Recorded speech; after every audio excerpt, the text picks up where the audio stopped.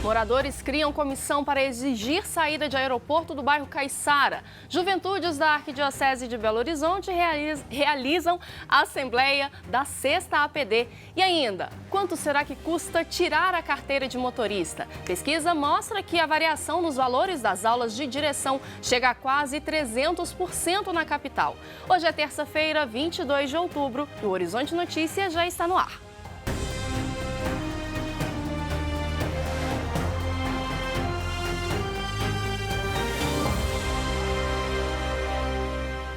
Olá! Moradores do bairro Caiçara se reuniram para criar uma comissão que vai exigir providências em relação ao aeroporto Carlos Prates. Um acidente na manhã dessa segunda-feira provocou a morte de 3 pessoas.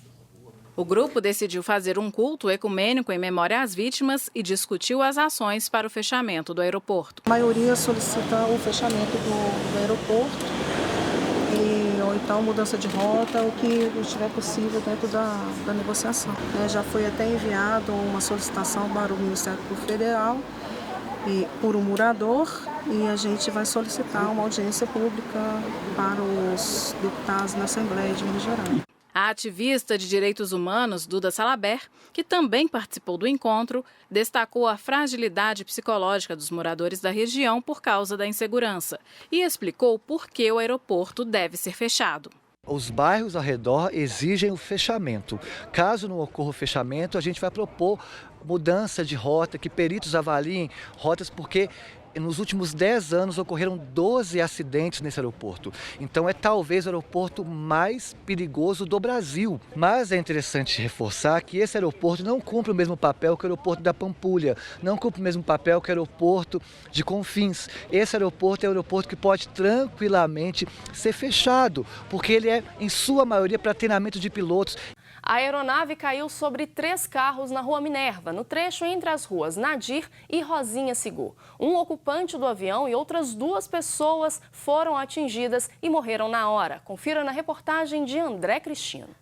As imagens do avião que caiu no bairro Caiçara são fortes, mas a tragédia poderia ter sido pior. Como tem um posto de gasolina no quarteirão de baixo, eu acho que ele fez essa curva fechada aqui até mesmo para tirar do posto de gasolina. O avião saiu do aeroporto Carlos Prates com destino a Ilhéus, na Bahia.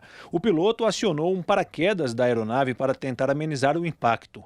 Na queda, 3 carros foram atingidos e também pegaram fogo. Nós tivemos 6 vítimas, sendo 3 socorridas com vida e 3 óbitos no local. Em frente ao local do acidente, alunos de uma academia viveram momentos de tensão. O fogo era tanto, assim, o calor, que estava na metade. A gente estava já prestes a pular, porque a gente, na hora do desespero, né, quer correr, né, cada um por si. Postes foram danificados e cabos de energia ficaram pendurados. A queda do avião assustou os moradores porque foi a segunda na mesma rua em pouco mais de 6 meses. Em abril, o médico Francisco Gontijo morreu quando a aeronave que ele pilotava caiu aqui pouco depois de decolar do aeroporto Carlos Prates. Paulo é piloto e conhece bem as dificuldades do aeroporto. Ali você está um pouco acima, né, do nível da rua, você não está ao nível da rua. Então, você pode fazer um pouso forçado em qualquer lugar, você tem que achar o lugar aberto.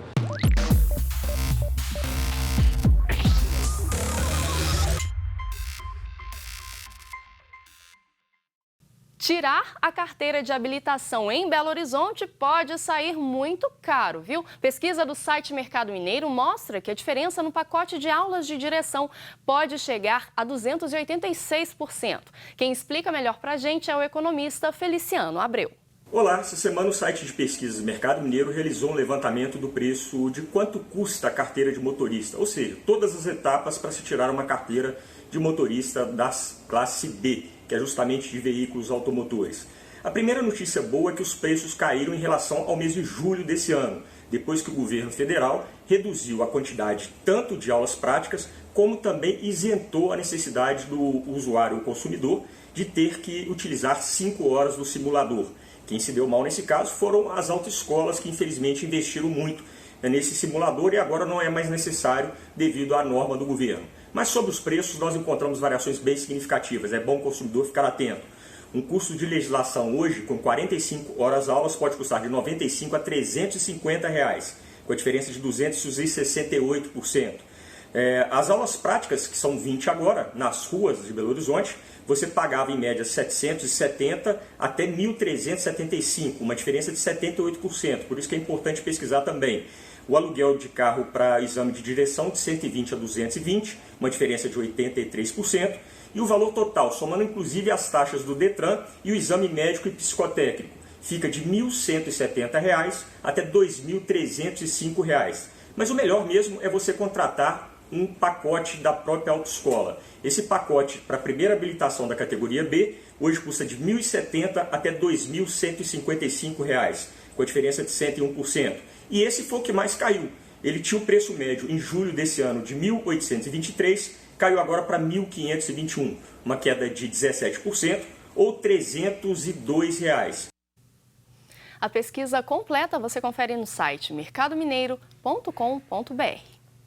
E atenção, mais um aumento para os consumidores brasileiros. Na madrugada desta terça-feira, o gás de cozinha residencial, o GLP, teve um aumento de 5% nas distribuidoras e o GLP industrial e comercial, um aumento de 3%. O anúncio foi feito pelo Sindicato Nacional das Empresas Distribuidoras de Gás Liquefeito de Petróleo, a Sindigás, em nota à imprensa e confirmado pela Petrobras. O valor poderá ter variação para maior ou menor dependendo da área de distribuição nacional, segundo o Sindigás. O preço para o consumidor final também pode ser diferente, já que as distribuidoras acrescentam ao percentual de aumento os custos com mão de obra, logística, impostos e margem de lucro. O último aumento de GLP praticado pela Petrobras foi no dia 5 de agosto.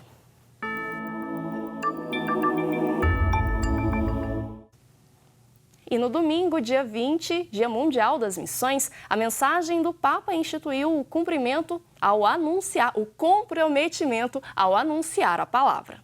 Francisco destacou também a importância da oração, a oração fervorosa e incessante, indispensável para os missionários. O Papa lembrou dos milhares de missionários atuando no mundo e recordou a Carta Apostólica do Papa Bento XV, documento que tem o objetivo de requalificar evangelicamente a missão no mundo. E as juventudes da Arquidiocese de Belo Horizonte têm mostrado presença na Sexta APD aqui em Belo Horizonte. Cerca de 50 jovens se reuniram na manhã desse domingo no Salão da Igreja São José, no centro de BH, para discutirem sobre os rumos da evangelização na Arquidiocese de Belo Horizonte, como parte da programação da Sexta Assembleia do Povo de Deus. Norteados pelos temas Casa da Palavra, Casa do Pão, Casa da Caridade e Casa da Missão, os jovens levantaram questões que podem ajudar no caminho da evangelização na capital. As contribuições dos jovens foram encaminhadas para o Vicariato de Ação Pastoral e irão somar às ações evangelizadoras adotadas pela Arquidiocese de Belo Horizonte no próximo quadriênio. Belo Horizonte sediou o segundo mutirão de comunicação do Regional Leste 2 da CNBB. O encontro foi aqui na PUC Minas. O repórter Leonardo Apolinário acompanhou o segundo dia de eventos. Vamos conferir.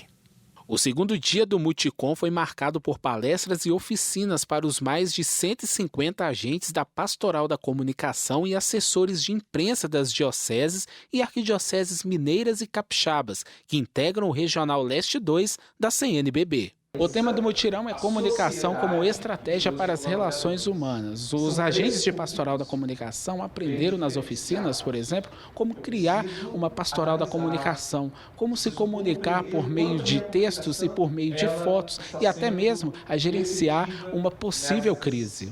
Com experiência na comunicação virtual no Brasil e na República Dominicana, a professora Belkis Moya, uma das palestrantes, defende a superação da violência nas redes sociais com uma comunicação mais humana. Como a linguagem virtual, ela pode ser violenta e humana. Aí o poder que você tem pode usar para humanizar ou para destruir uma comunidade, um grupo, e sempre foi a partir dos símbolos pátrios, que são também católicos, e a Igreja Católica. Para Dom Gil Antônio Moreira, arcebispo de Juiz de Fora e referencial da Comissão de Comunicação e Cultura do Regional Leste 2, é preciso conhecer o mundo da comunicação para entender a pastoral da comunicação. Usar os meios de comunicação, os instrumentos de comunicação, com consciência, com humanidade, respeitando o outro, produzindo um mundo mais fraterno, mais respeitoso, mais humano de fato.